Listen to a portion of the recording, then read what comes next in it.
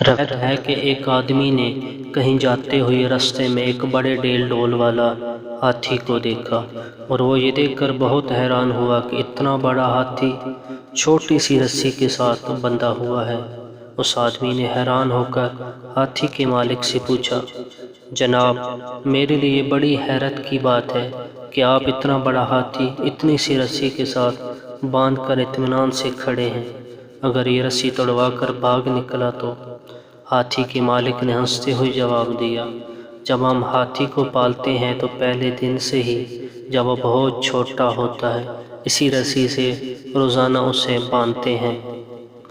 وہ اسے توڑنے کے لیے زور لگاتا ہے، لیکن چھوٹا اور کمزور ہونے کی وجہ سے اسے توڑ نہیں پاتا، اور وہ یہ سمجھتا ہے کہ اس کے بس میں اس رسی کو کبھی توڑنا نہیں ہے۔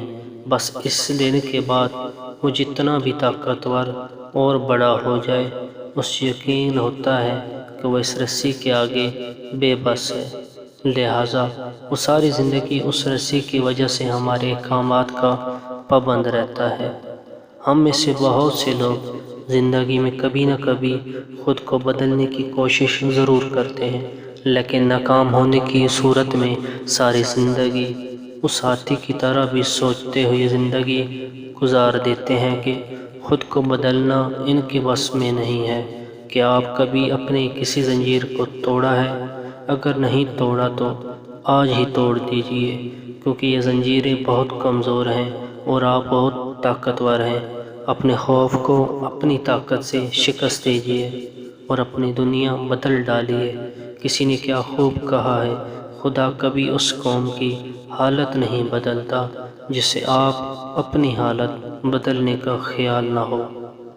قدرت کے اشاروں کو نظر انداز مت کریں، یقین کیجئے آپ جو چاہیں کر سکتے ہیں۔ اگر آپ اس قابل نہ ہوتے تو قدرت اس تحریر کو آپ تک کبھی پہنچنے ہی نہ دیتی۔ ذرا سوچئے، آگے کیا کرنا ہے، آگے کیسے بڑھنا ہے۔ اس پوسٹ کو زیادہ سے زیادہ شیئر کریں، کیا معلوم نیکی کا یہ پیغام ہمارے کسی دوست کی کامیابی کی وجہ بن جائے۔ جزاک اللہ خیر۔